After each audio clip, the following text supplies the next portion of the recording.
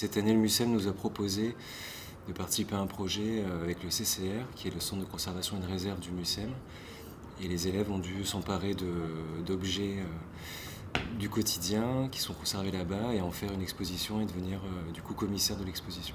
Chaque élève a choisi individuel ou par groupe de 2 ou 3 des objets qui les ont soit assemblés, soit les ont posés. Donc on a fait ce pari de donner carte blanche à de jeunes commissaires non professionnels qui découvraient à la fois ce qu'était une exposition, ce que voulait dire une scénographie, une sélection d'œuvres. Et donc ils ont joué le jeu du début à la fin. Donc sur le temps d'une année scolaire, de l'élaboration du parcours, la définition des thématiques, le choix des œuvres, l'écriture des textes, le lien avec l'équipe de scénographie, de montage, de production, jusqu'à aller même à travailler une médiation orale et écrite pour accompagner l'exposition autour donc d'une ville réinventée, en tout cas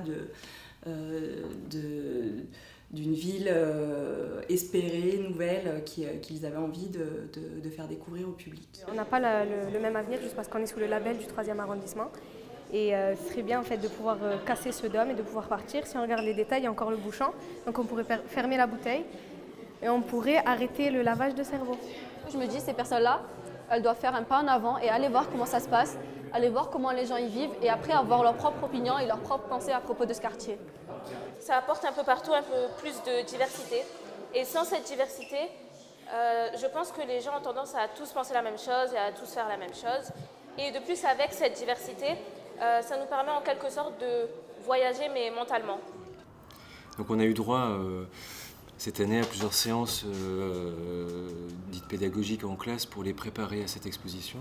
Et on a eu une personne très importante à nos yeux qui s'appelle Céline Jacqueline, qui est venue quasiment toutes les semaines préparer notre exposition avec nous et nous a aidé à poser un discours sur les œuvres choisies, elle nous a aidé à nous positionner dans l'espace. Et les élèves ont profité de ça pour prendre confiance en eux, avoir un petit peu de distance sur les textes proposés, à propos des œuvres, et puis du coup à faire dialoguer ces œuvres pour les rendre accessibles au public. On a l'idée en tête, Oui.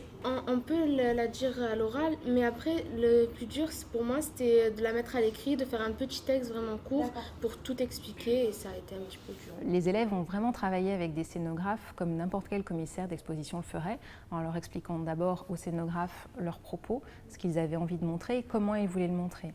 Et là, les scénographes qui avaient été choisis sur une phase de concours, assez classiquement, ont travaillé, ont rendu des esquisses devant toute la classe, qui a été un moment, je pense, un peu fort de ce projet, à la fois pour les élèves qui étaient très en attente de la forme que pouvaient prendre leurs réflexions, et à la fois pour les scénographes qui étaient un peu stressés des réactions que pouvait avoir la classe vis-à-vis de cela. À ICT, en fait, mettre le siège à dos, ça lui permettait de dire je refuse l'idée que les gens riches sont meilleurs, c'est des gens meilleurs que les gens pauvres. En gros, c'était ça. Quand je l'ai mis en face, on voyait que ma chaise. Et mon tableau, comparé à la chaise, il est petit.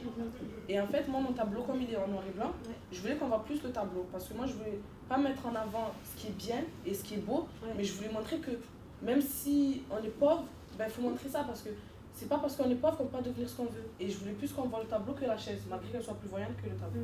On a été très surpris, agréablement surpris du travail qu'ont pu fournir ces jeunes, à la fois dans la responsabilité qu'ils ont pu avoir. Ils ont vraiment été à la hauteur des attentes de ce pari, et aussi dans la qualité de leur discours, de la cohérence qu'ils ont pu donner et du fait qu'ils se l'approprient vraiment, qu'aujourd'hui ils en soient fiers, qu'ils aient envie d'en parler, de le faire partager autour d'autres élèves, de leur famille.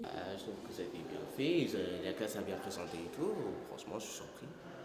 Elle a trouvé que l'exposition était magnifique, qu'on avait travaillé comme des fous. C'est vrai, il y en avait plein qui sont venus nous voir à la fin, ils nous disaient bravo, tout ça, c'était très bien, vous avez bien fait. Le fait qu'on s'empare de ce projet-là a permis à certains élèves qui avaient une envie presque désespérée d'exister autrement qu'à travers les yeux de leurs professeurs ou de leur famille, de vraiment exister aux yeux de la ville, en fait, de la cité. Et ils m'ont surpris parce qu'ils sont emparés de ça de manière tellement forte que ça les apporte toute l'année. On a réussi à faire un truc qu'on n'aurait jamais pu penser faire un jour. Moi, j'ai pris plus de confiance. Parce qu'avant, j'étais timide. Et maintenant, avec les personnes qui viennent me voir, tout ça, je suis plus ouvert.